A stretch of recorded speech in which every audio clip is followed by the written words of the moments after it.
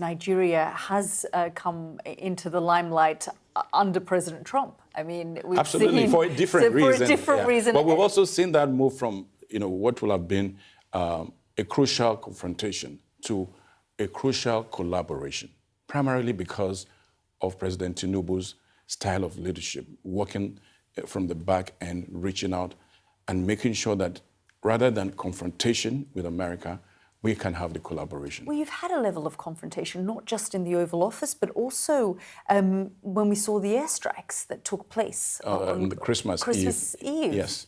Talk us through that. Yeah, of course. I think that what happened then just signaled America's interest in working with us in a collaborative manner. And what we've seen between December... Airstrikes were a way of working? Yeah, well, they targeted the Lakurawas. That is one of the splinter groups from Boko Haram, because Boko Haram splintered into two, the ISWAP and the Lakurawas.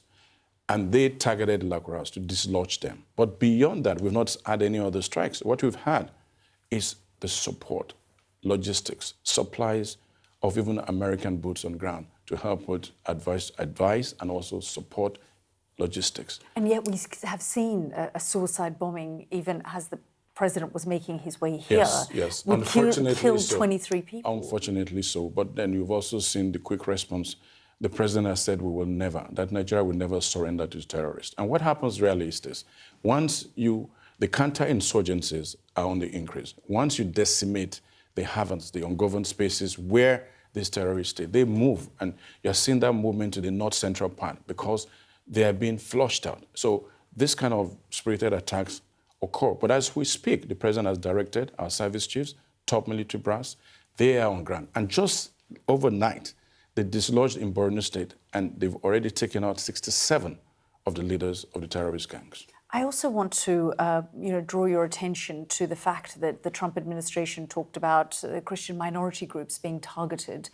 How has Nigeria dealt with that? How has the president dealt with those concerns that the Trump administration... I think what Nigeria did first is to really give the correct narrative. Christians are not being deliberately targeted. And even President Trump has come to recognize that, to say, not just Christians, but also Muslims. We're dealing with transnational terrorism that targets Nigerians irrespective. Of course, sometimes a particular religion will take the bigger hit.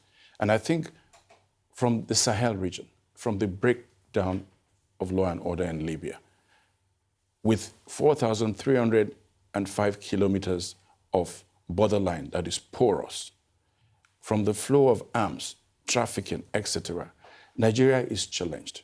And in fighting terrorism, which is transnational, Nigeria needs strong allies like the United Kingdom, like the United States. And that's why one of the major agreements that will be signed will be that of defense pact and security between Nigeria and the United Kingdom. And that's why this visit is significant.